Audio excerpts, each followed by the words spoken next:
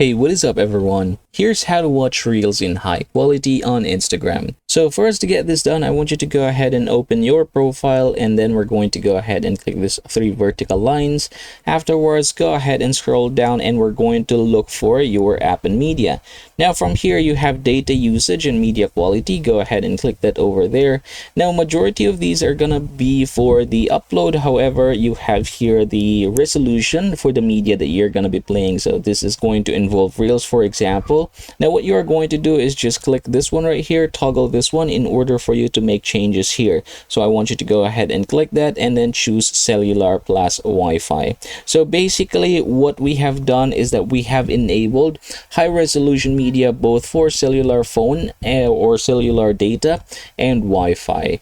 So yeah, that is basically how you are going to get this done in order for you to play high quality Reels both using Wi-Fi and data.